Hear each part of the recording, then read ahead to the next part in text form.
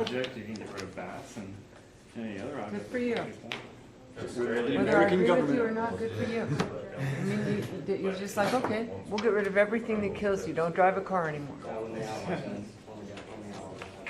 Sonny Bono died, so nobody should ski ever again. They should get rid of trees. Do you know who Sonny Bono is?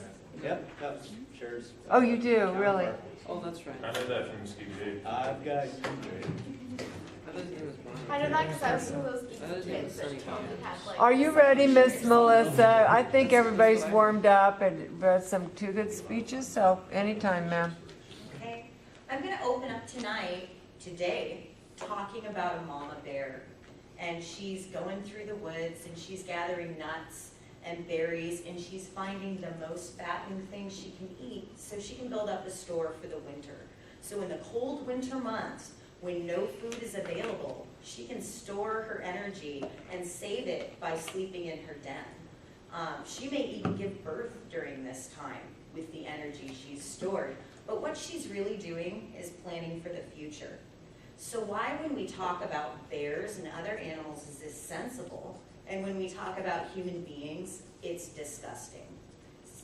So I want to talk about how the medicalization of obesity is amounting to discrimination and marginalization of fat people. Much like gun control in the NRA state, it's pretty pointless. I not only have the right to bear arms, I have the right to eat cheeseburgers. It's a choice. So it's going to be kind of hard to pin down all the different categories in this speech. It was really hard to put things into little boxes and categories because, as I've learned from Douglas Adams, a lot of problems come down to the fundamental interconnectedness of all things. And a lot of these topics feed into each other. So I'm going to talk first about how we marginalize fat people, how the concepts of health and beauty have changed throughout our history, and the importance of fat in our continuing evolution. Let's begin with some definition, and let me explain to you how medicalization can lead to marginalization. In 1996, it was declared that more than half of America was fat. There was an obesity epidemic. Well, a lot of things changed in 1996. For example, there's officially a national standard for obesity. Obesity used to mean that your health was severely compromised or your standard of living was somehow diminished by being fat, and the only person who could tell you you were obese was your doctor. He looked at you and he examined you on a case-by-case basis and said, you know what, you're too fat, that's not good for you. Now there's a chart.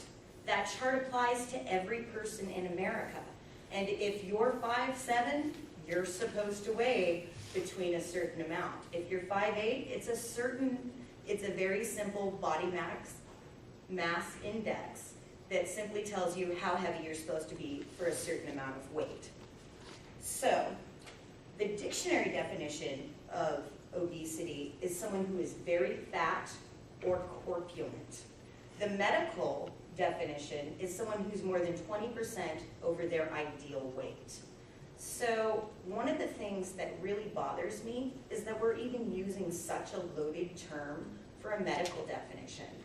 It is no longer correct in our society to call somebody retarded, even though mental retardation is an illness. It's a person with retardation. I have never once been called a woman with obesity. We refer to people as obese men and obese women. According to the AMA, on the WIN Weight Control Information website, people who are fat have a higher incidence of knee injuries, and they take up to 3 times as long to recover from that. That's pretty awful. But you know what the AMA also says? The most common cause of knee injuries is not being fat, it's participating in sports and heavy lifting. So we're not talking about the fat guy sitting on his couch and eating potato chips. We're talking about the people who are following the medical prescription for obesity, diet, and exercise. So something else that's interesting is as obesity has increased, we've also seen a positive correlation with the number and the kind of eating disorders in our society. Everybody knows about bulimia, everybody knows about anorexia, but those are the only 2 eating disorders that can actually be categorized. About 40% of our eating disorders right now are uncategorizable, which means if you have one of them, it's likely not covered by your health insurance. There's something called adult picky eating, which means there are certain people who really can't bring themselves to eat anything outside a category of food.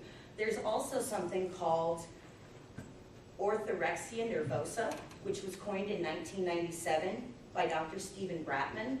And what that is, it's Latin for righteous eating. That means there are some people who get so obsessed with a particular diet that they will literally starve themselves rather than eat foods outside that category. And it varies a lot because it depends on what diet you're on. It could be the Atkins diet, it could be someone who only eats organic food. What I'm talking about is if someone went over to your house even for a period of 2 weeks, rather than eat a non-organic apple, they would starve. They would feel the symptoms of starvation, and it's just as powerful as anorexia or bulimia. But further than that, there's a lot more eating disorders where doctors can go, you know, there's something wrong. You're thinking in an unhealthy way about food, but because they're not categorized, they can't get help. Here's something else about the medicalization of obesity. If the treatment is diet and exercise, why isn't Weight Watchers covered by my insurance? Okay, so now we're going to move out of this, and we're going to talk about, further than marginalizing people, how fat has changed in the history of our society. So, in the beginning, back in the Egyptian times, fat people were considered godlike. It was a godlike quality to be fat. Greek people had vomitoriums.